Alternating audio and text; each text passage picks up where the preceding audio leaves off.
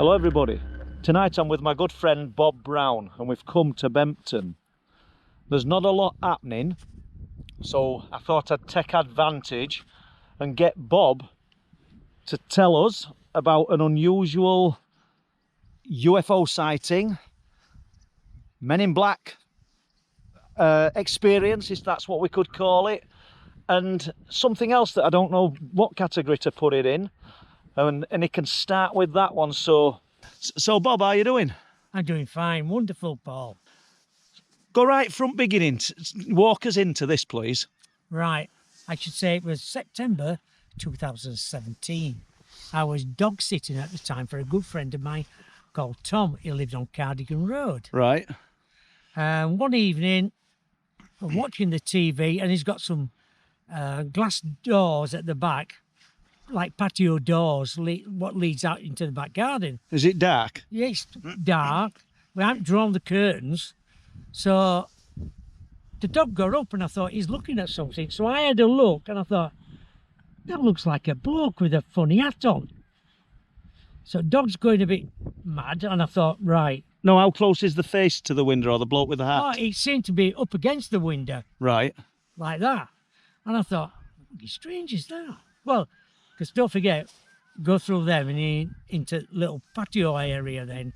Yeah, so you've got glass windows and then you've got a little conservatory stroke patio. Yeah, and then, so it's the outside windows. It's the outside window. Yeah. Anyway, I thought, right, go on then. I opened the door and I let him out and he ran round like bloody hell.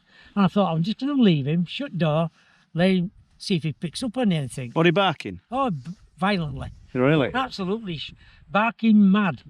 As they say. As they say. So anyway, after a bit, I thought I'll let him back in then. And I thought, right, I'll just go and have a quick look. And I looked out and I thought, well, I can't see anybody. It's pitch black. I'll wait till morning. Right. So I brought him back in, closed the curtains then. And then I wait till the morning and I usually let him out for a wee first thing in the morning before I take him down to the beach. Got up in the morning. It was dark as well. It were about bloody, I don't know, after 6 in the morning, something like that. And I had a good look around, but I couldn't see no at all. Did it unnerve you when you saw it at night time? What time would it be, do you reckon? 9, 10? I reckon 9 o'clock. Okay. After 9-ish, I reckon, on a night. Because you've described this garden and it's got a big fence round and it's locked. Yes, you can't get in. There's only one way you can get in, and that's the side entrance, and that's locked from the outside. You can't get in. And just before we kind of end this section of what you're telling us about then, this hat, what would it like? It was, I'm going to say, like a Spanish bloody hat. It was a strange hat. So I know what you told me a few years ago when you saw this, so how would you describe it? Yeah, like a Zorro hat. It was like that, pointed and up a bit. Really? Yeah. And I thought, I'm bloody seeing things here. That was really the start of it, weren't it? That was the week before all this happened. How good was that? So that's the first part of it, and now we're going to get the next instalment off Bob. Bob, just pick up where we left off. You've seen this strange figure, this silhouetted figure, yes, at the window. Dog's gone mad. What happened then? And then, after all that, the next day morning, I started to walk down beaches, usually about 6:30 in the morning. And cause the dog likes to go out. It likes running all over the bloody place. And I saw a UFO. Describe it. Well, like the moon's over there, and this thing was, and it was, see what colour it was? It was blue in colour. Really? Yeah. Circular, like oval? Circular. And I thought, what the hell's that over there? And I saw somebody else with dog walking, but they were far away, so I couldn't really shout at them or anything. And I thought, I'll hang about a bit. So I threw dog ball again, so it ran off again. And then next minute, it seemed to go off a bit further. And then I thought, well, I better go. And I was looking at bloody time, and I thought, oh, shit, I've got to get back. Yeah. I've got to get to work. The morning after, I went down again, and I saw this thing, but it was in different. It was like, this were over here. But the same thing you'd seen? I think so, yeah. So you'd seen it the day before? Yeah. Now, just playing devil's advocate here, Bob, but so you don't think it's anything man-made or natural that... I don't think so. I don't think so. I don't think so. In Bob's favour here, I need to say that Bob's lived in Bridlington and East Yorkshire for over 30 years. We've come up onto cliff tops, we've come into these locations. He's well familiar with what is and isn't in sky. So now you've seen it twice, Bob. I've seen it twice. I'm going out to your son for you, yeah? In 2 days. Right. And then it moved off again, and I thought, well, better get back. Yeah. So I went back again.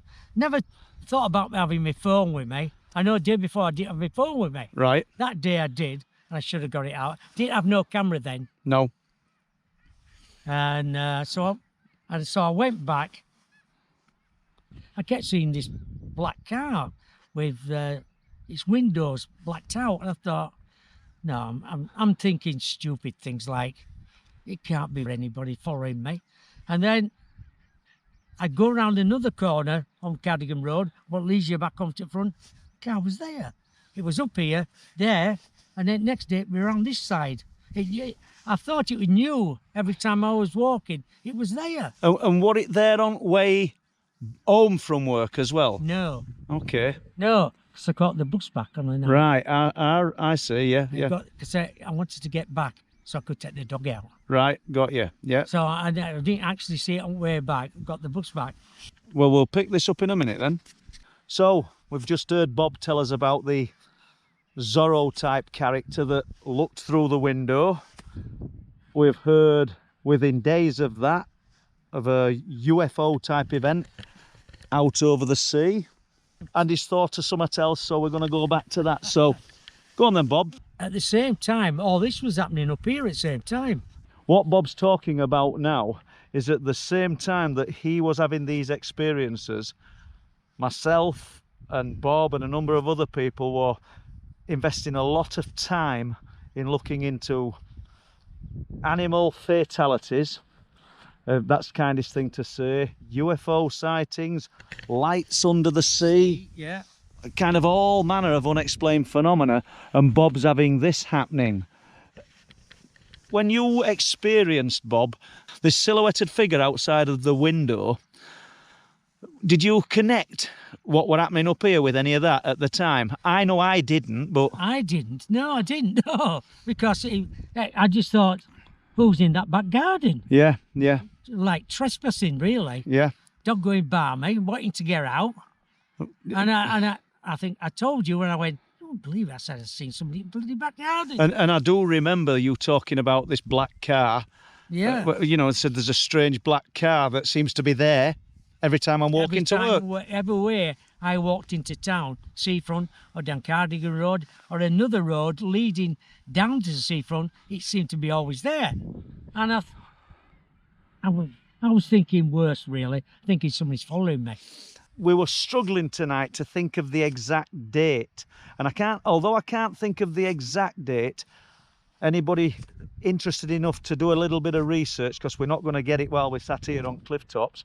It was the week when this happened. It was the week of the World Dart Championships in Bridlington, and Bob knows why I'm saying that, because Bob, after this incident that you're going to tell us about next, I went door knocking on every door on Cardigan Road that had CCTV. You did, yes.